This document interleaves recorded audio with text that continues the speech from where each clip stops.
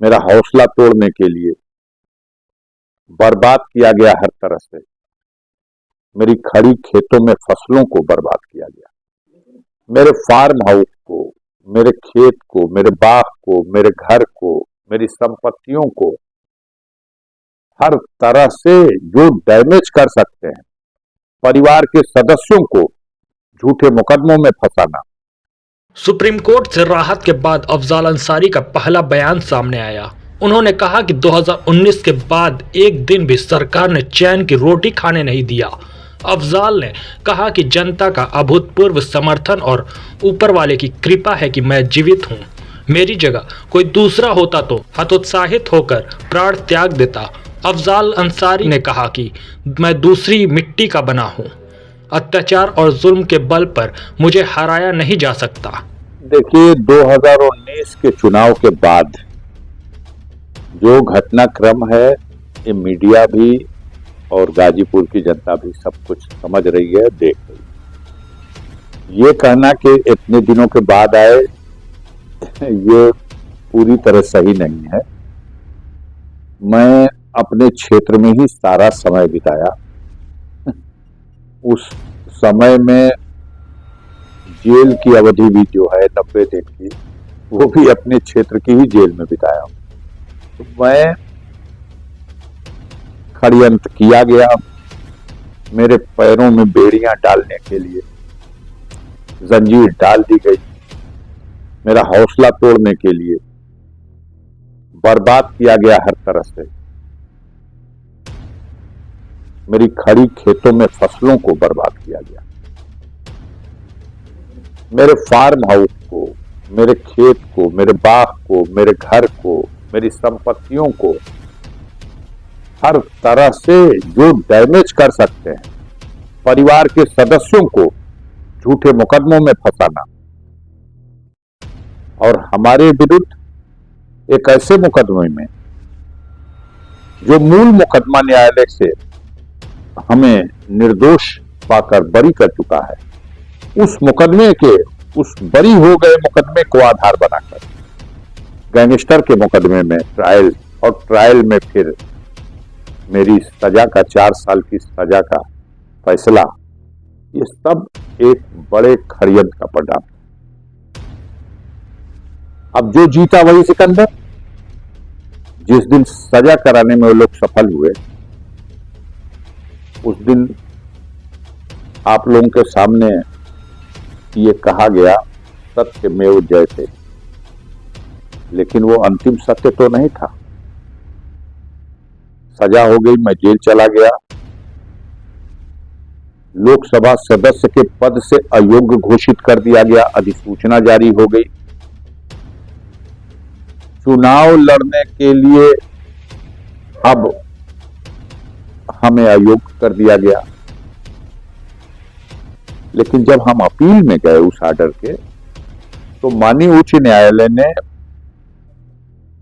जब पत्रावली मंगाई, सारे तथ्यों का अध्ययन किया, दोनों पक्षों के वाद विवाद सुना, तो निष्कर्ष निकाला उन्होंने। मुझे जमानत प्रदान की गई, मेरी अपील मंजूर की गई सुनवाई के लिए, और सजा को सस्पेंड करने के सवाल पर माननीय उच्च न्यायालय इलाहाबाद सहमत नहीं हुआ।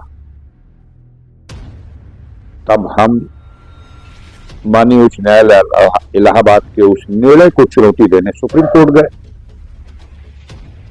सुप्रीम कोर्ट ने सारे तथ्यों को, दोनों पक्षों को सुनने के बाद सरकार को सुना, हमारा पक्ष भी सुना और एक निर्णय दिया। 14 दिसंबर को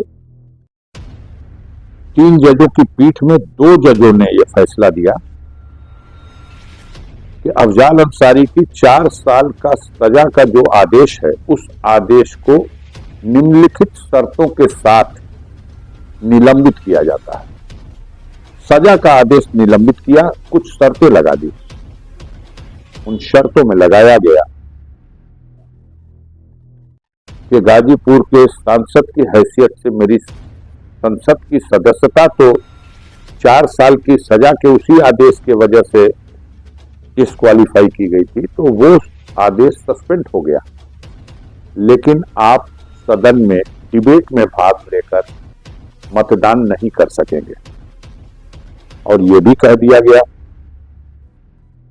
कि इस अपील को जो आपकी पेंडिंग है इलाहाबाद हाई कोर्ट में, उसको 30 जून तक इलाहाबाद उच्च न्यायालय उसका निस्तारण करे, उसकी सुनवाई पूरी करे।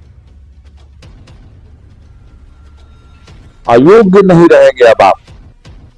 सुप्रीम कोर्ट के आदेश में स्पष्ट लिखा हुआ है कि अब आप चुनाव लड़ने के लिए अयोग्य नहीं होंगे, आप चुनाव लड़ सकेंगे। अब उस आदेश की कॉपी हम लोगों ने माननीय स्पीकर साहब को लोकसभा के दे दी 19 दिसंबर को। परसों 11 जनवरी को स्पीकर साहब ने अधिसूचना जारी करके, जो पहली मई को अधिसूचना जारी हुई थी सजा हो जाने के समय, जिससे हमें डिस्क्वालीफाई किया गया था, उस अधिसूचना के प्रभाव को निष्क्रिय और निष्प्रभावी कर दिया और उन शर्तों के साथ जो माननीय सर्वोच्च न्यायालय ने अपने आदेश में लगाई हैं, उसका अनुपालन करने के इस शर्त के साथ। अब दो बातें साफ हो गई, इसमें कंफ्यूजन कुछ नहीं है। एक बात यह साफ हो गई कि संसद सदस्य की हैसियत मेरी, जो गाजीपुर की महान जनता ने अपने मतों के आधार पर जो हैसियत सौंपी बनाई थी, वो हैसियत मेरी आज बरकरार हो चुकी है। और दूसरी कि मैं चुनाव लड़ने के लिए योग्य हूं। 5 साल उम्र बढ़ गई। इस 5 साल 4 साल 4.5 साल इस मध्य एक दिन भी चैन से रोटी खाने नहीं दिया इस सरकार ने। जनता का अभूतपूर्व समर्थन मेरे साथ रहा और ऊपर वाले की कृपा है कि मैं जीवित हूं। मेरे जगह पे कोई दूसरा होता तो हतोत्साहित होकर के शरीर प्राण त्याग देता। लेकिन मैं दूसरी मिट्टी का बना हूं। अत्याचार और जुल्म के बल पर मुझे थकाया नहीं जा सकता, मुझे पस्त नहीं किया जा सकता। गरीबों की लड़ाई लड़ता रहा हूं, उनके मान सम्मान के लिए सब कुछ दांव पे हमेशा लगाया, आज भी लगा दिया हूं। थोड़ा सब्र से काम लीजिए। मैंने बताया कि अब मैं चुनाव लड़ने योग्य हो चुका हूं और इच्छा भी चुनाव लड़ने की है। सबसे पहले क्षेत्र में घूम रहा हूं, जमानिया विधानसभा में घूमा हूं, सैदपुर और गाजीपुर सदर विधानसभा में भी भ्रमण कर लिया और कल मेरा जखनिया विधानसभा और जंगीपुर विधानसभा में प्रोग्राम लगा हुआ है। जनता का मूड देख लिया जाए।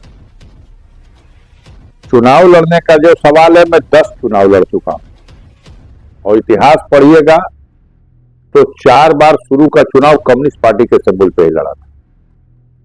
समाजवादी पार्टी से भी, उसके सिंबल से भी गाजीपुर में ही मनोज सिन्हा के मुकाबले 2004 में लोकसभा का चुनाव लड़ चुका हूं और बहुजन समाज पार्टी के सिंबल पर समाजवादी पार्टी और बहुजन समाज पार्टी के गठबंधन के उम्मीदवार की हैसियत से 2019 में भी चुनाव लड़ चुका हूं। आगे क्या होगा, हमारी तो चिंता आप सबको है, ये बड़ी अच्छी बात है। थोड़ा चिंता उन लोगों की भी कीजिए कि अब कौन लड़ने आएगा।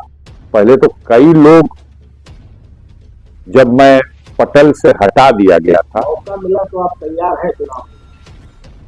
भाई मौका मिला तो हम तो कह रहे हैं, हम उसी संभावनाओं को देखते हुए ही तो क्षेत्र की जनता के बीच में, अगर मेरे लिए आज भी उसकी रजामंदी है और मुझे तो जो उम्मीद लेके गया था उससे 10 गुना ज्यादा जनता के बीच में हमारे लिए जो सहानुभूति और मोहब्बत देखने को मिली, मैं 10 चुनाव में आज तक कभी ऐसा नहीं देखा था। उस बार भी कि अगर आमने सामने हमारी मनोज सिन्हा से लड़ाई हुई तो वो गणना कराने नहीं आएंगे।